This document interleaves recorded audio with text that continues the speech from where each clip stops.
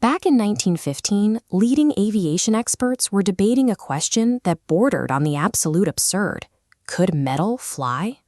Up to that point, aircraft were engineered to be as light as possible. They were essentially delicate kites constructed from wood, canvas, and steel wires.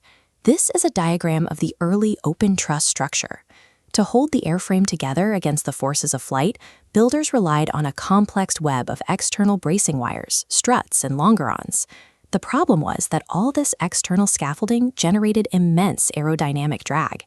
To push aircraft to higher speeds and greater distances, engineers couldn't simply bolt on more powerful engines. They had to completely reinvent the physical anatomy of the airplane. German engineer Hugo Junkers realized that external bracing was an evolutionary dead end. In 1915, his research institute produced the J-1. He used heavy electrical sheet steel to build the world's first all-metal aircraft. This design introduced the cantilever wing. Instead of relying on outside wires, the wing is supported entirely by a thick internal skeleton, which removes the need for drag-heavy external bracing. The J-1 was incredibly heavy and sluggish to handle. Critics quickly mocked it, nicknaming the machine the Blushesel, or Tin Donkey. Despite its poor handling, the J-1 proved a massive point. Metal could fly, and the trajectory of aerospace engineering moved firmly away from wood and canvas. Steel made early designs like the J-1 tough, but too heavy for practical use. To make commercial flights viable, manufacturers turned to aluminum, a metal that offers a third of the weight of steel while maintaining the necessary strength. This diagram shows monocoque and semi-monocoque fuselage structures. Engineers shifted the load from a heavy internal frame to the aircraft's outer skin.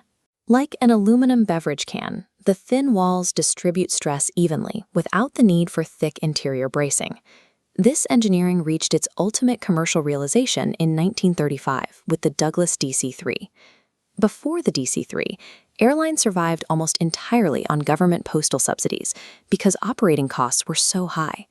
The DC-3's wide fuselage could comfortably carry 21 passengers, and its aerodynamic efficiency made passenger transport profitable on its own. By proving a passenger plane could finally earn its own keep without subsidies, the aluminum monocoque airframe provided the structural foundation for modern commercial flight. World War II pushed these aluminum structures to their absolute limits. The C-47 Skytrain, the military variant of the DC-3, was mass-produced to drop paratroopers and supply troops, proving the rugged durability of the design. Following the war, the pursuit of the sound barrier required radically new aerodynamic shapes. Engineers introduced the swept wing to handle the severe shock waves of high-speed jet flight. As speeds increased, the friction and exhaust from modern jet engines generated immense heat and extreme structural stress. Aluminum begins to lose its strength at these elevated temperatures, forcing designers to integrate a highly heat-resistant and fatigue-resistant alternative, titanium. Yet titanium remains an exotic metal. Limited global reserves and extreme production costs meant it could only be used in isolated areas, like exhaust fairings and engine components, rather than replacing aluminum entirely. Traditional metals had reached their physical and economic limits. To keep pushing performance further, the aerospace industry eventually had to look beyond the periodic table. While metals are still present in landing gear and engines, modern aviation relies on a completely different class of materials, composites. This chart shows the structural trade-offs of carbon fiber reinforced plastic. Compared to metal, carbon fiber offers a better strength-to-weight ratio and is less sensitive to fatigue. This translates directly into modern construction. Today, over 50% of the Airbus A350 is built from these composites. This material efficiency results in a 25% reduction in fuel burn compared to older aluminum competitors, meeting the modern imperative for sustainable, low-emission flight. The shift happened even faster in rotorcraft. Because a helicopter's engines must constantly lift the vehicle's full vertical weight savings are critical. The NH-90 airframe, for instance, is 90% composite. Replacing metal with woven carbon fibers became a strict economic and environmental requirement, allowing global transport to scale up without a linear increase in fuel consumption. The next phase of weight reduction is moving toward organic, bionic shapes. Using 3D printed alloys like scalmalloy, engineers are creating partition designs that cut weight by 45% compared to traditional straight-line engineering.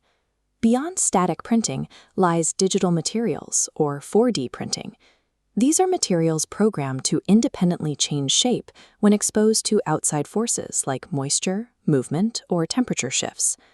If an air inlet or a wing can physically morph on its own in response to the environment, it removes the need for heavy, complex mechanical control systems.